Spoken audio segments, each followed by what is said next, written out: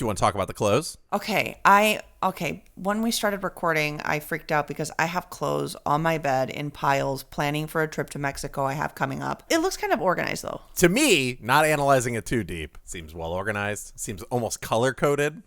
Nothing inappropriate. It does a little bit. It just looks like a lot of sweatpants. I've completely enveloped and accepted and embraced this LA thing that people leave their house in pajamas. Yeah, why is that? Because when I think of LA, I think of like, I don't want to be so corny as to say glitz and glamour, but certainly people who are sexually appealing to look at and like work hard for it. I don't know. I think it's this new aesthetic. I think it's like this new Gen Z aesthetic, which is like, I just rolled out of bed and I'm going to, because I grew up in a time when Zoom was how I did school and I would just roll out of bed. And now they've just like, that's become fashion. I'll admit right here, right now, that I am not wearing matching shorts with this shirt. I'm doing it news broadcaster style. What are you wearing under your plaid, your blue plaid?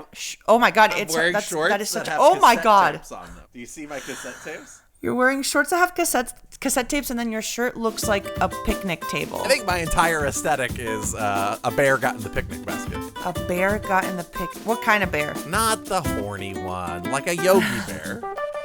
Kris and Joanna are close friends with nothing in common.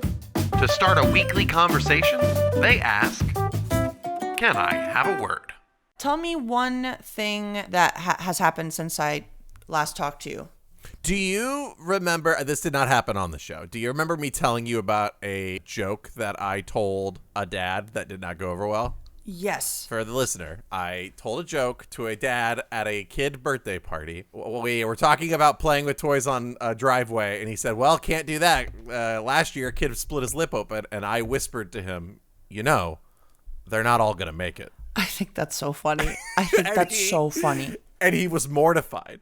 Oh my God, that's so funny. He did not find that joke funny at all. It's like, it's very clear a Group A joke being told to Group B. Group B. It didn't oh work out. My goodness. But I followed up with it because it had been gnawing at me whether I like completely burned a bridge because this guy thinks that I like dead babies or something.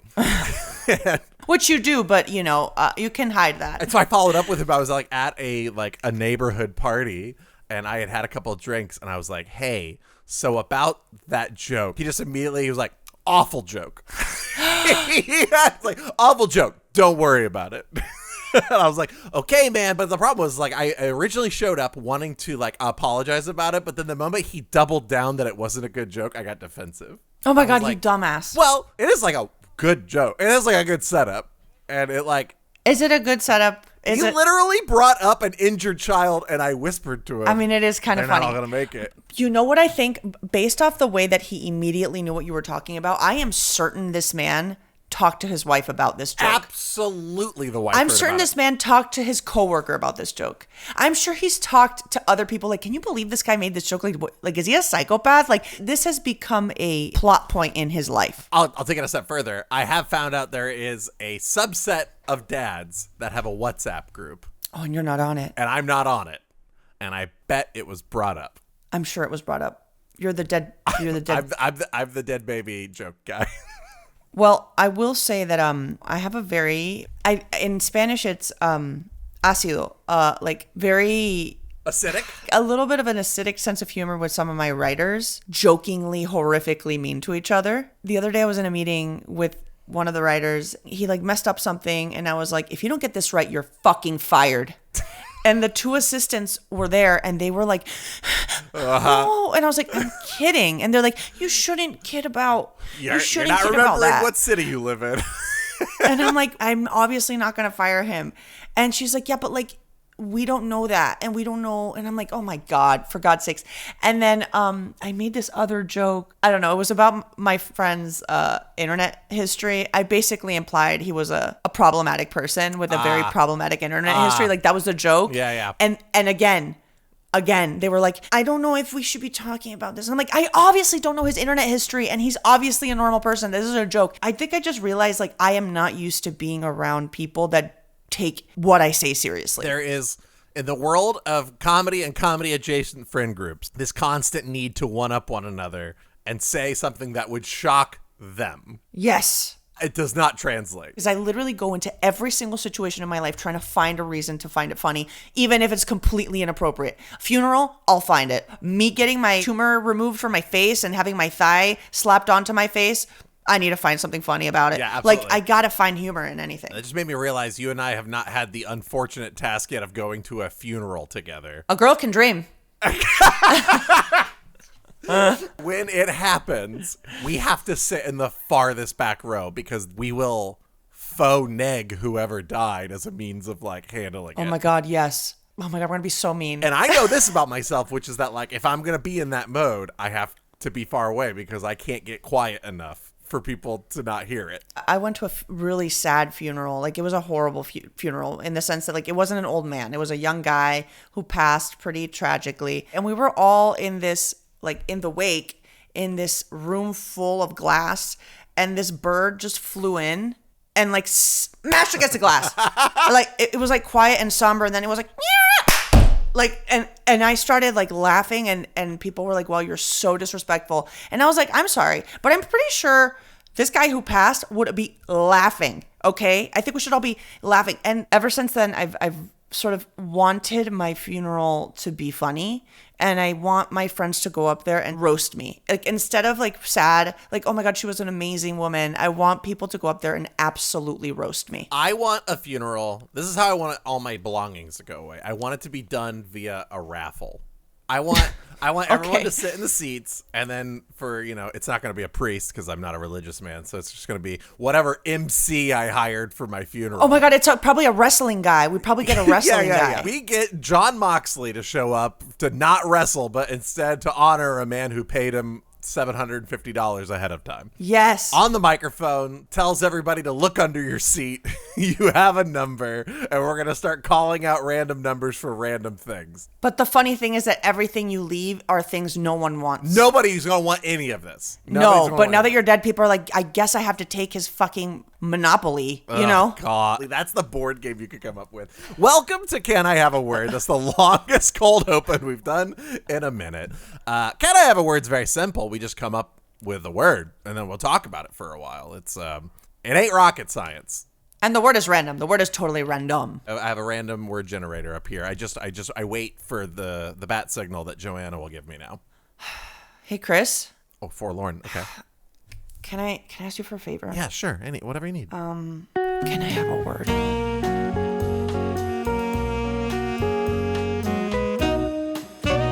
Take it back, but also the thing you need to talk to me about is that you have to go to the bathroom very bad. Hey, Kris. Sorry. Can I have a word? All right, I'm done with this. The word is balance. Balance. Balance. Do you think you have good balance? Do you think you're someone that can I feel like you're not. Do you think you can stand on your foot? I have absolutely terrible balance, actually. I've literally never seen you just not wiggle. Yeah, I move around a lot. I am actually a person who has had vestibular rehab. Oh my God, I forgot about this. Okay, so tell us what that is. Vestibular is in reference to the system of your eyes and your inner ear that keep you balanced, and it's awful. I have vertigo, basically. I get very dizzy these days. All the time. More or less all of the time now. It's a great excuse for why I stay out of shape forever now. It's just like, well, move my head. I want to vomit and die. So it's called vestibular. What is it called? I went to vestibular rehab. Oh, vestibular or something else. Vestibular rehab. What is wrong with you that is not wrong with me? Of all the things, but like this in particular. Of all the things. And not to be too boring in my medical history, but it's like the all of the different things that in your body that are used to calibrate you to have balance, mine don't necessarily talk to each other that great. What my eyes are communicating isn't exactly what my inner ear needs to hear, and what my physical body is like compensated for this. I have to sort of relearn basic things in this vestibular rehab in order to offset those things that don't work. Is that why you're like such a quirky dancer? That's a gentle way of saying. I would assume I also just don't have any grace about me or any. Yeah, but there's something about the way that you dance, which is it looks like you're like a character in an action movie about to fall from a helicopter. I just imagine in my head that you've seen me on a dance floor, let's say at your wedding or something, and I just look like one of those stunts where Jackie Chan falls down a rope spinning. That is honestly a little bit. It's probably related. It's not adding a good ingredient to that soup. You know what I mean? Yeah. But you run. I assume you have to have a decent enough balance to like run through different terrain. I always smash it and smack into things because I'm like so distracted, but it's not about my balance per se. I am consistently and systematically filled with bruises. There's not a time in my life where I haven't had at least 2 to 4 bruises on my legs and or arms, hip area all the time. I feel like I forget I have hips. I forget I'm even a person, you know? It feels like there's two types of 20-something women left on Twitter. One are like OnlyFans, and then ones that are showing pictures of their bruises, and it's like a part of their sense of humor. Oh my God, was I born in the wrong decade? I think maybe you missed your market. You know what? I do feel like I completely and utterly missed my market because everyone now is like, oh my God, I have ADHD. I have ADHD. And I remember growing up and having ADHD, and people are like, does that mean you're retarded? And they would use that word. They would use the R word, okay? Because it was the early 2000s. We didn't know yet. And even Fergie was singing it, baby. I'm allowed to say it in a time capsule because Fergie did it. She did. We all remember those dark times. Yeah, we're all in the wrong era. I mean, maybe. I'm an old soul. I think I would have done better 20 years prior. Gen X. You should have been Gen X. You're non-millennial. You're more Gen X. You're like, I just want to show up to work. I needed to be able to direct movies where the only prerequisite was that the cover on the VHS box looked good. The movie could be absolutely anything, and you got a budget. Oh my God, that would have been perfect. Instead, I got stuck with fucking TikTokers and... Yeah, and like 10-second, what is the word? That's ironic because attention span. I forgot.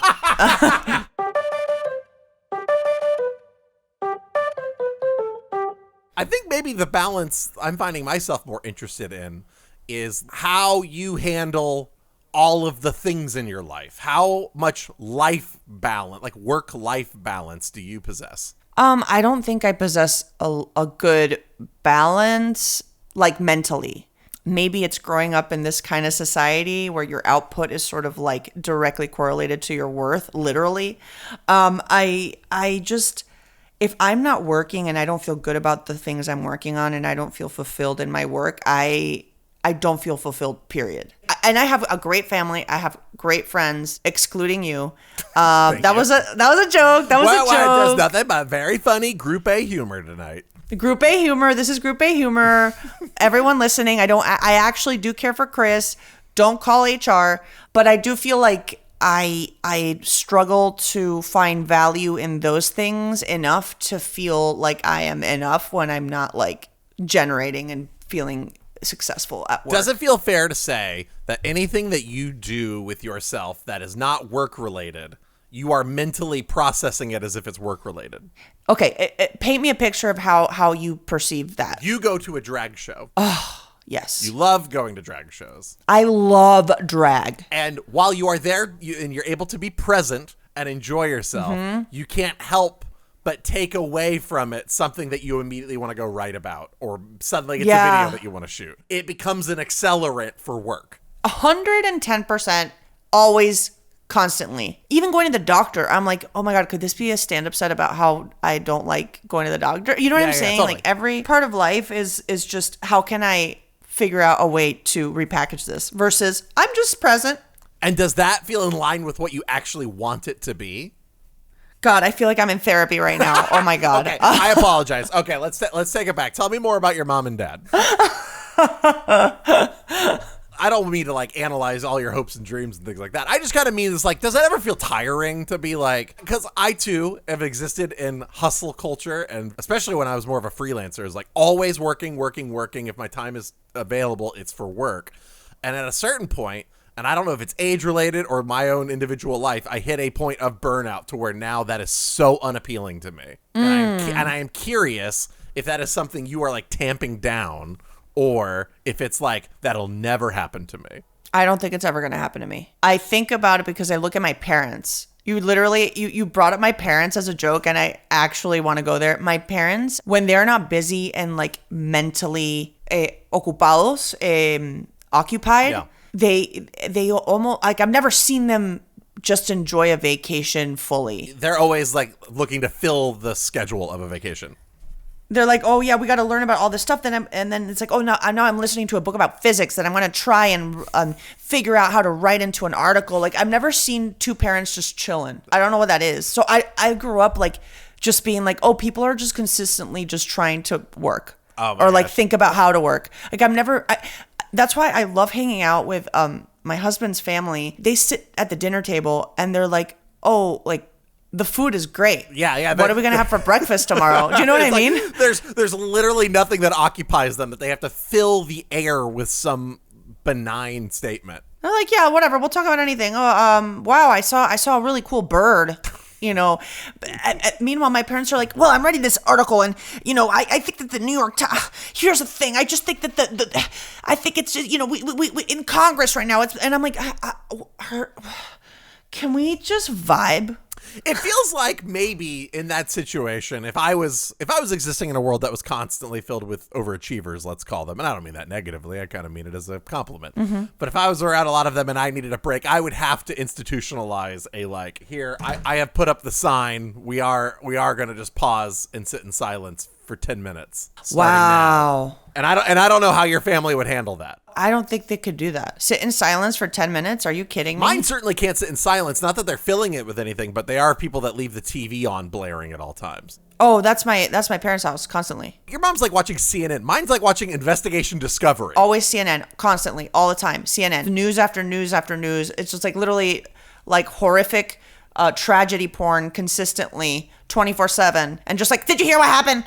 Like, I'll be sitting in the living room with my parents on a visit, and we're, like, not doing anything. They're just, like, all on their phones. And there's, like, an episode of, you know, Cold Case or whatever these things are called that's just, like, she was brutally murdered, stamped underneath a dumpster. And my dad will be like, that guy's the one that did it. We've seen this one. Doesn't appeal to him at all. It's just on. I find that comforting because I love having true crime in the background. I almost feel mentally, I'm like, I mean, the chances of me getting murdered are very low. And the chances of me murdering are even lower. Chances are up to you. You want to be a murderer? Balls in your court. I can be if I wanted to. What do you... You know what I can't be? A gymnast. I can't be a gymnast, but I can be a murderer. No, that's so true. Okay.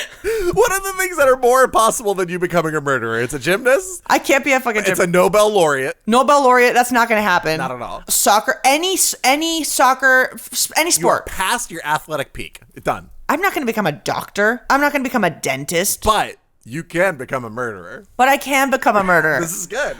You know what? Every time I wake up and I'm like, man, am I doing the right thing in my life? I should think, you could be a murderer, but you choose not to.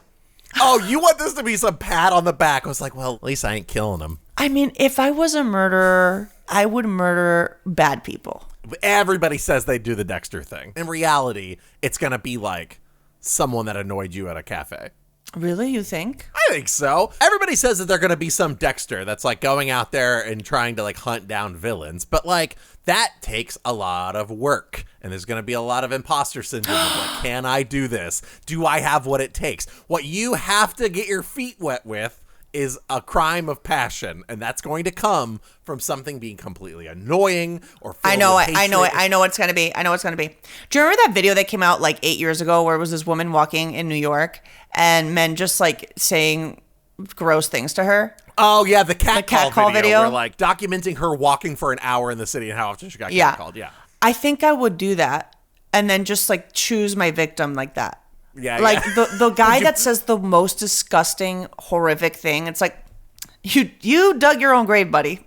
And you show him later, like you make your kill room up, and then you put him in a chair with like a TV, and then you're like, I'm gonna show you your crime, and then it's like you can't get the AirPlay to work. Oh, that's so, good. That's so funny. see That would it on happen the to me. TV. I'd be a very disorganized murderer. No, like technology. I'm a murderer. I'm not keeping an HDMI cable. Absolutely not. I'm not even a murderer now, and I don't have an HDMI cable ever.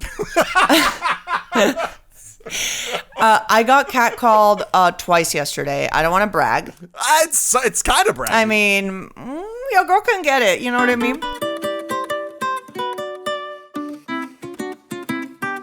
In LA, I was a group of like 20-something girls in like bikinis and stuff walked past this homeless man who like proceeded to like say the most disgusting, vile things to them about what he wanted to do to their bodies. And I was right behind them. I was like, here it comes the vile catcalling. And I passed and he didn't even look at me.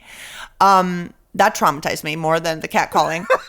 No, the first guy that catcalled me started honking his horn. And he was like, hey. And I was like, oh my God, did I drop something? And he's like, sorry, come here.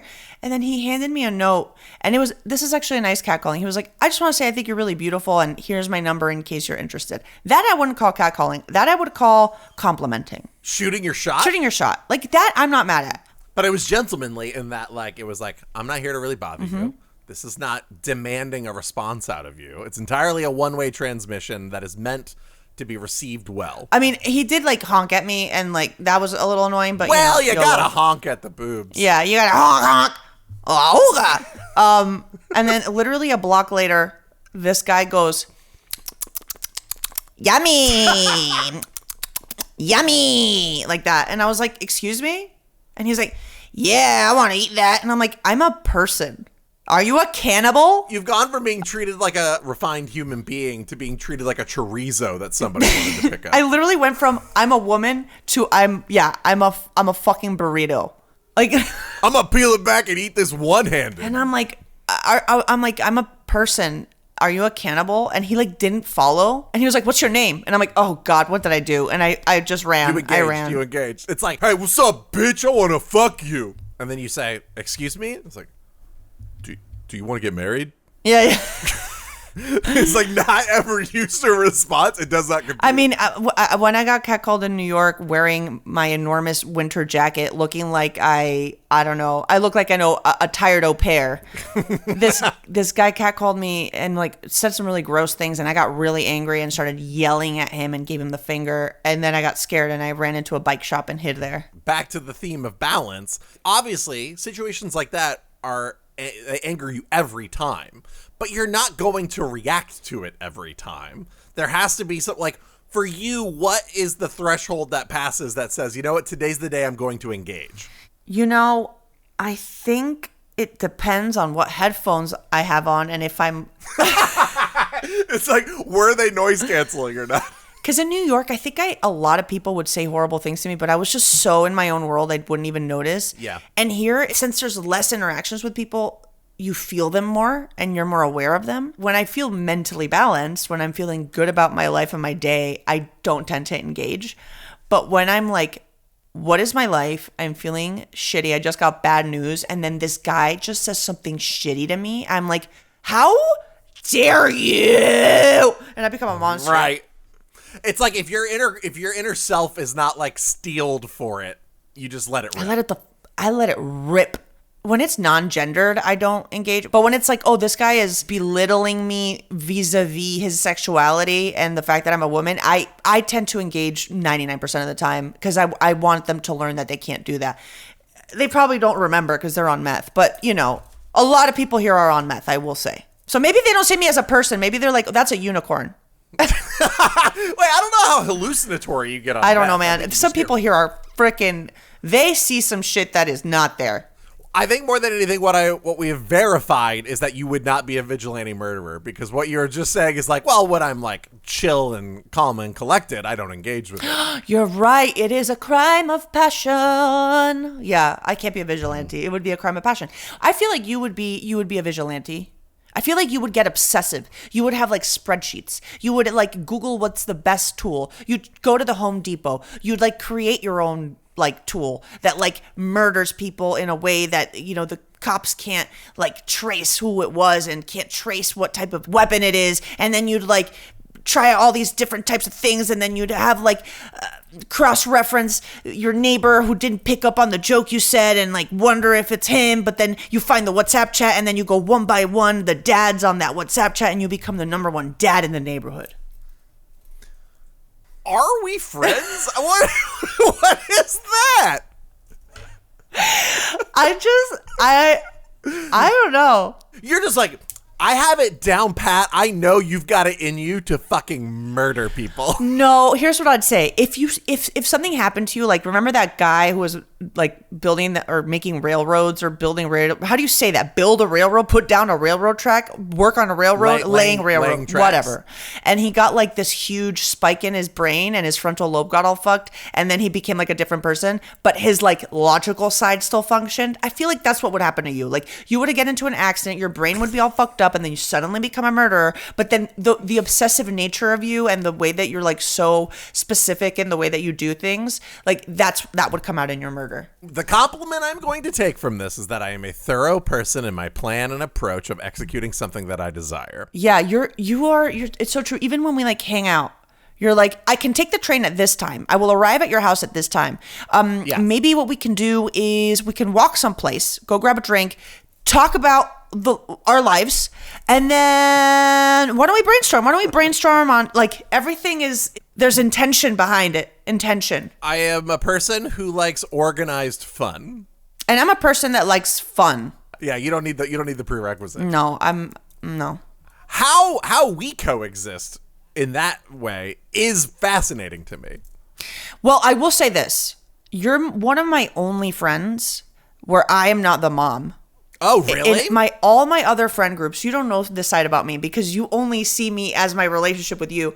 In all my other friendships, I'm the one that makes the reservations. I'm the one that like orders the Uber. I'm the one that checks the times. I'm the one that makes sure that everyone, has everything they need. I'm the one that checks the website. I'm the one that sends the menu constantly to the point where I'm exhausted. And it like kind of bothers me. But I put myself in that position. But with you, I'm just like, just show up. It's funny. My partner and I talk about like in relationships, there's always one person that kind of is like allowed to hold anger at a time or like to hold certain feelings. And like, it sounds like a similar dynamic that you and I have where it's like, if I can hold the A-type personality stuff of like organized structure and like, guidelines and rails, you're allowed to relieve yourself of those duties. Yes. And that's why our creative relationship functions so well because I get so stressed making stuff on my own because it's like, okay, the camera, the mic, what time should I shoot it? What's the best, structure? What's the best this? And it's like, if I have that, then my creativity can go like absolutely wild and I can just enjoy it. So, wow, here I am complimenting your ass. It's so nice of you. You look like a picnic table. What do you have in your life right now that you would like to have a little more of? And this is not, and I don't want fucking therapy. But I want to be clear. Don't give me fucking therapy right now. Okay. I want more, like days where I go and ride a roller coaster, like those type of days. Because in New York, I'd have them regularly. You can bleep this out if you like. You live in Santa Monica. There's a roller coaster 2 blocks from my house. There's a roller coaster 2 blocks from your house. You could walk there on a coffee break. Here's the thing: your neighborhood roller coaster doesn't count because your neighborhood roller coaster, you get used to it. You know exactly. It doesn't surprise you anymore. I've ridden that roller coaster maybe 5 times. I know I'm not like the drops. I don't even feel the drops anymore. The last time you rode it, you were sending a text the whole time. I'm so bored. I was like, this isn't even that good. Like I want a special roller coaster. I want like Coney Island. I want like, I don't know, like days where I take off and do something childish. I think that's what I'd like more in my life. I am a person. One thing I have had to mourn, as we talked about my like absence of balance and my vertigo sort of stuff. I've had to mourn the fact that I probably can't ride roller coasters anymore. Because of your inner ear thing? Yeah, totally. Because I haven't tried it in ages, but I am concerned I would get incredibly nauseous. And like when I get that way, it takes me like hours to recover. But it's sad because it's like growing up, my favorite theme park was Cedar Point in Sandusky, Ohio. A theme park with the most roller coasters of any park in the nation. Wait, really? It is just a roller coaster theme park. They have a couple of other things, but they are like, we have 22 roller coasters. That is so... Where the fuck is this? It's in Ohio by the Great Lakes, and it was my favorite place to go to. It was the field trip that like you had to actually spend money to go to, and I would scrounge up everything I could to go do these because that theme park was the best. And then I would go to other theme parks and be like, this place sucks. It's nothing like Cedar Point. Cedar Point. And now I don't think I could ever do it. You can't go back to Cedar Point. I don't know what you're mocking. Are you mocking my voice or are you mocking No, the I name? think that's such an American name for like, it's not like Roller Coaster Mania. It's Cedar Point. It's like the most, like is cedar a type of wood? Like, It's a type of wood. and then a It's tree. point is just something on a map. Like if I was driving past and saw Cedar Point, I'd be like, I don't know, that's a picnic area. Oh my God, picnic. I think Cedar Point was named at a time when roller coasters were mostly wooden, and the idea was that you would see the highest peaks there. Oh. Now, don't you look like you have egg on your face? Okay, wait. Okay, I have a question. More than a question, it's a statement. Okay, so absolutely not Not a a question. question at all. It's actually the opposite of a question. I'm not asking you anything. What? Lovely. Go for it. Okay, no, wait, it is a question. Pick one. Okay, wait. Imagine bringing someone, from like the air. Not a question. From the era of the Black Plague, like it's like the worst part of the Middle Ages. It's the bell ringer saying, "Bring out your dead," hauling a cart around. Yeah. Okay. And this motherfucker time travels, and then you take him to Cedar Point, and you have to explain to this person, we as people put ourselves on these devices to torture ourselves, not like how the king tortures you, to torture ourselves to feel like we might die, and we do this for fun. What do you think Ezekiel would say about that? He wouldn't be able to fathom such things. If you were to see a roller coaster that had like the facade of a dragon on the front, he would bring up arms. Like it would, So we'd have to handle the time travel components to it. But I'd certainly think there would be a like fucking must be nice sort of reaction to come out of us being thrill seeking. Because like now we're so safe. We're the safest we've ever been as a species. Absolutely. Regardless of what politics of the moment make us feel like or whatever, We are the safer safest now than ever. humans have ever been. To the point where like we literally, like, human beings are like so bored with being safe that it's like, no, we need to fake you literally being flung in the air. Why do you think we need That a rush. sense of danger? I think that's like what we were built for. We were built to like be aware, like hyper aware and fearful and like have to and there's something. Okay, so I don't know if you know this, but they measured happiness during the World War bombings in England. Happiness levels in England during the bombings were actually high because people had a survivor's rush.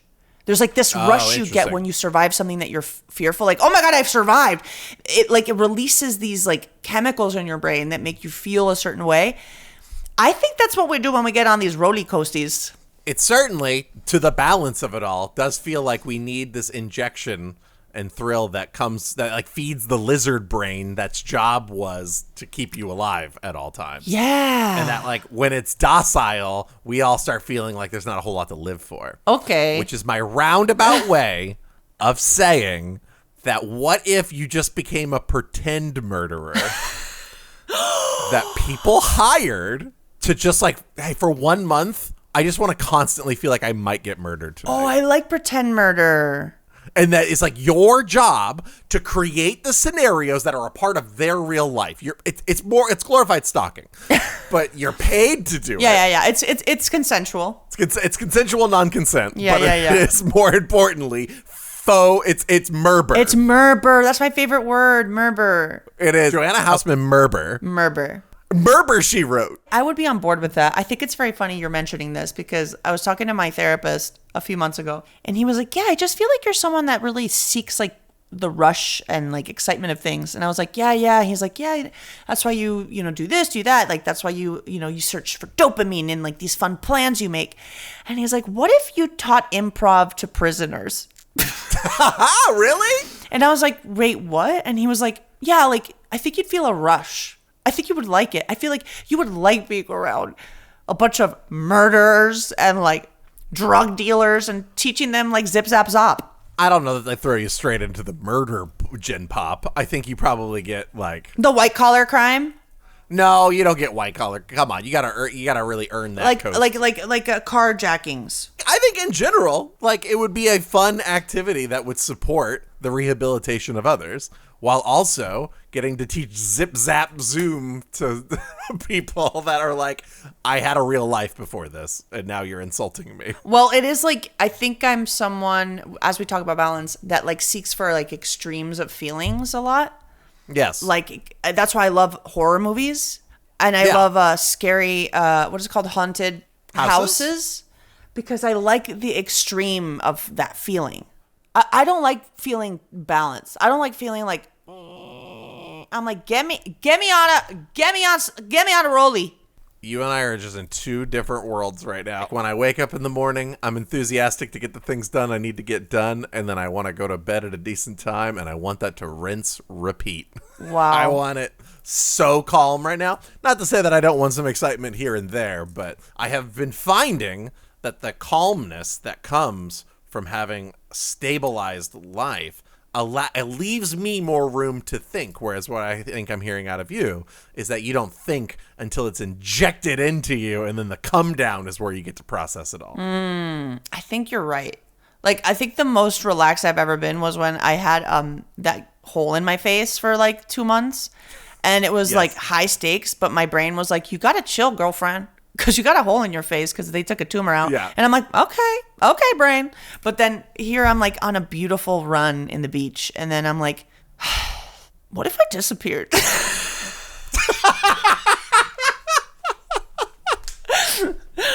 I don't know why I feel this way. I don't know why I feel like I need to live life intensely. Listen, I don't think that you should analyze it and say that it's necessarily wrong or like defend it even right now. I think the beauty and what we find in all things that are balanced is that for parts of us that are missing and lacking something, we look for other people to help fill it in to make a complete piece. You get to be manic, I get to be passive, and it works. I don't think you're passive. I think you're like, I'm tired. You're tired. It's what you are. Can you imagine a world where, oh my God, we switch like personalities? You want a Freaky Friday? Do you want a Freaky Friday? I want to like actually Freaky Friday. I want to show up to hang out when I'm in New York, and I'm like, I want to come in dressed as you, and I want to come in like acting like you, and I want you to act like me. I already feel like I need a vacation from what this sounds like. It's gonna be so much fun. You're gonna sing. You have to sing. As long as you actually build up a business plan for this murder idea I have. Okay, so wait, is it so? All right, so for a month you're like stalked and basically hunted, and then at a time where you least expect, if you like get fake murdered, you like lose the game or whatever. You never successfully murder. It's always they just got away. But wouldn't it be fun if it's like a group activity? You do it with 4 of your friends, and then whoever gets murdered first loses. I don't know. Now it sounds like an escape the room. I love escape rooms. Wait, you don't love escape rooms. I love escape rooms. I love escape rooms. You don't like the trivia component, I thought. What are you talking about? What escape rooms have you been into? Fucking Alec Trebek escape rooms? You and I did an escape room on a company event. I loved it. I was good at it. All the times that there was like reading text out loud and trying to find the clues within the text, you were like bored. What you loved was like, is there something behind this? Yeah. Is there something behind this? And like you were like running around just tearing up a public space. Well, I found most of the clues. Thank you very much. Yeah, I'm good at like manic finding. I did an escape room recently, and I got like 30% of the clues. That's pretty good. And because when I go into a room, I'm never focused on one thing too much. I'm like I'm scanning constantly. I'm like, what's weird? What's off? Oh my God, this is crazy. Oh my God, this reminds me of my bat mitzvah. Speaking of bat mitzvah, oh my God, I wore a pink dress. Oh, pink. Oh, that shoe is pink. That thing is pink. You are perfectly set up for like, you have an hour to get out of this space. Tell me what's off about this but place. the second half of the escape room was a bunch of numbers. And I was just like, I'm out. And then you died. Yeah, and then the math nerds did it. So everybody got a little something. It was perfectly balance. Balance. Can I make a song about balance? Please. Okay, give me a second. All right, just give me a second. Are you doing a backing track right now? I could. Do you want me to? We're going to get copyright flag. Okay, I won't. All right. In a world that spins too fast, where shadows from the past can cloud the sky above, I search for light and love. Balance, oh, I'm finding balance. Walking the line between the madness and every high and low. Balance, oh, that was ChatGPT. I'm going to leave. Okay. Well, I hope you enjoyed it. Balance. I'm talking about balance.